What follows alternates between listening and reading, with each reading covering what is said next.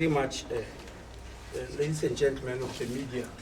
As you know, in our population of 63 million people, 7.8 million people are affected with HIV and AIDS, of which 5.5 million are on ARVs. Now, where does Pepfar come in? As you know, we have got 52 districts in South Africa. Pepfar chose 27 of the most affected districts. That's where they are, meaning in the other districts, they are not there. They are only in 27. And these 27 districts are only in 8 provinces. As I said, they are choosing in terms of the load, the burden of HIV/AIDS. So the only province that's not there is Northern Cape, because it does not have any district that is highly affected by HIV/AIDS. Not that there's no HIV/AIDS there, but they gauge. Now in the districts, the 27 districts, 7 of them are in KZN. For very obvious reasons, we know KZN is highly affected. 5 of them are in Eastern Cape. 4 of them are in Gauteng, and 3 in Mpumalanga, 3 in Northwest, 2 in Limpopo, and in Western Cape is only the Cape Metro that is in that group. So it's a total of 27, and obviously the 0 is Northern Cape.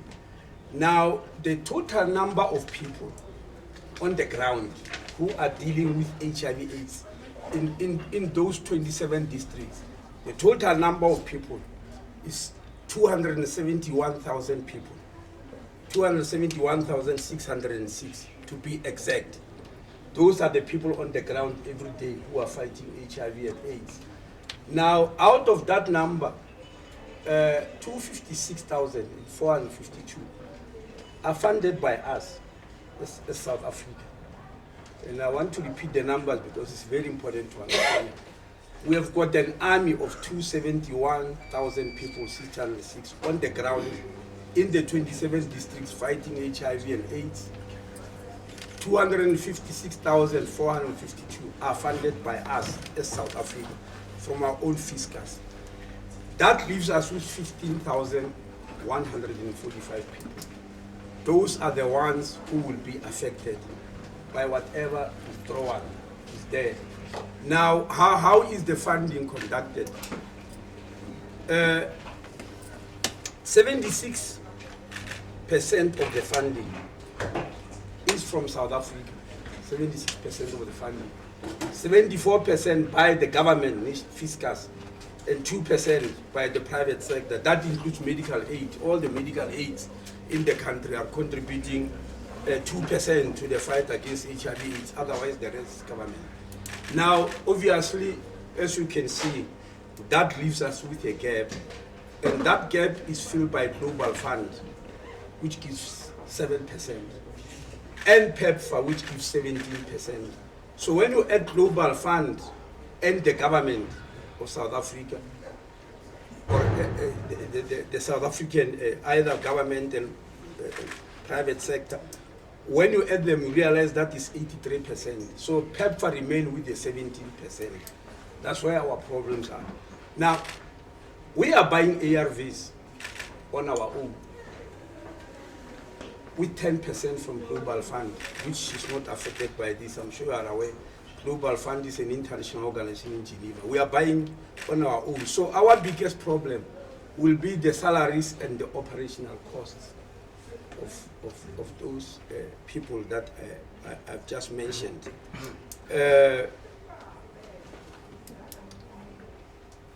That's what we are trying to look at with Treasury. We were supposed to have a meeting yesterday, which could not happen because they were preparing for this Lekgotla, as you understand. Lekgotla is mostly a Treasury thing. But they said we must write a dossier and send it to them. We have just finished that dossier. We have sent it to them, showing some of these things that I'm actually telling you about here. But up to so far, we haven't received any letter from the American government. This money, whether from Global Fund or Pepfar, it comes through Treasury. Treasury has got no letter. Health has got no letter. DERCO has got no letter. Tried to contact the embassy of the US. We couldn't get them. So how do we know that there is this funding withdrawal and all that? Because the actual NGOs and the clinics that are funded from this Pepfar were the ones who received letters, as you know. But this morning we read again that the Secretary of State has withdrawn that for the time being, because they said they are going to review for 90 days. So it's still a little bit fluid as to exactly which way are we going. But we believe for now, all programs continue. As South African government, one thing we want to ascertain is that nobody must stop taking ARVs, because that will be devastating. It will be completely dangerous. As you know what happened. When you are on ARVs and you stop, there will be serious trouble. Now, where are we in the battle? I'm sure many of you know that in 2014, UNAIDS adopted the strategy of 95, 95, 95. That of all the people who are HIV positive, 95% of them must know their status. And out of those who know their status, 95% must be on ARVs. And out of those who are ARVs, 95% must be virally suppressed so that they stop propagating the virus. So where are we? We are on 96, 79, 94. That means 96 of the people who are HIV positive, at least in our country, they know their status. But those who are on treatment, out of those who know their status, are 79%. And in that 79% who are on ARVs, 94% of them are virally suppressed. It means they can no longer spread the virus, reducing the number of new infections. So for us to reach this 95, 95, 95, which we are targeting to do by 2030, because we want to eliminate HIV as a threat to human health by 2030. So in order to do that, our calculation is that we need 1.1 million people. As you can see from the 95, the middle 95 is the one where we are very weak. That means the number of people who are on ARVs. So to reach that 95, we need 1.1 million people. On the 23rd, I think we are launching that program. We had a meeting here with the ambassador of Pepfar, John Kingasong, UNAIDS, UNICEF. We had a meeting last year to plan for this, which we call Accelerator 2. So we are still going on with it because we want those 1.1 million people to be on ARV so that we reach our 95s.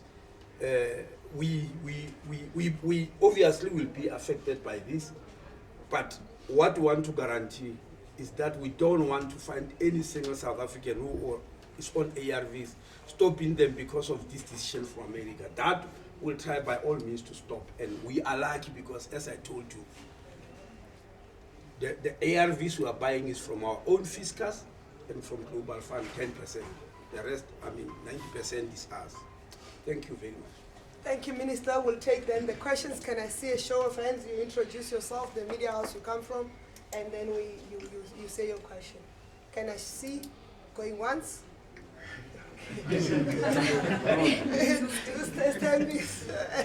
Moloko. Anastasia. Nelly. Let's go in that order. So it's 4. Minister Sembile from Bloomberg News, what is the budget implication for those 17,000 salaries and operational costs? What would you be needing to the Treasury? 17%. 17%. You said for the operational costs and the salaries. If we are to fill in that gap, how it's much? 4.6 billion. Thank you. Moloko. All right, yeah, mine is very simple. Just to understand, as much as you are saying large part of the budget in regard to this HIV program comes from our own sources. But even with the tiny withdrawal, should the US continue not to fund us, how much of a setback will this be on the fight against the HIV and AIDS? It is, of course, a setback if people start talking their ARVs about that. But as I said, we've already had meetings with people who are officials who are running HIV and AIDS in provinces. We've had a few meetings with people living with HIV and AIDS as one of the 18 sectors of SANAC. We are discussing strategies. So it will be a setback if one person doesn't take ARVs. because of this.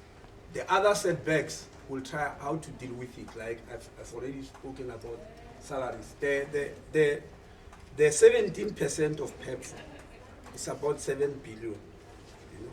Or maybe I didn't give you the total amount which we are spending on this program of HIV. Those who were at Lituli House yesterday, I said it's 44.4 billion. I'm sorry, I'm apologizing. They gave me last year's figure. Now it's 46.8. It's 46.8 billion for now, and for the next financial year it's going to be 48 billion. Now I'm apologizing. Whoever gave me the figures gave me last for 23-24 financial year. Now I'm talking about 24-25. It's 46.8 billion. Now in that 46.8 billion, 17% of that comes from Pepfar. The rest is us, as I've said, and Global Fund. Madam Anastasia? Anastasia for Jacaranda FM News. Minister, understanding that the review is going to take 90 days, which means there's still time to have conversations with other people, are there perhaps, outside of National Treasury, are there perhaps other NGOs that the government can approach to fund those clinics that are going to continue with the work? I know that VETS did indicate that they're going to be closing the clinic, and Men's Health in Joburg as well. Look, there are many funders around the world, but the issue with funders is they choose a particular program. For instance, in health, Bill and Melinda Gates Foundation are also stars in that area, but it's only that they never entered these areas. Most of our vaccines and research, and even now the TB vaccine research that is going on, which is likely to produce very positive results in 2027, is funded by Bill and Melinda Gates Foundation. So I'm just giving that as an example. We have got many other funders around the world. The question is, will they agree to enter this? For instance, Global Fund was specifically formed in Geneva for HIV, AIDS, TB, and malaria only. That's all they are doing. But to remember that during COVID, they agreed to fund us for oxygen, what you call that controversial program, which is still being investigated. It was a deviation from what they usually do. So we don't know whether when we speak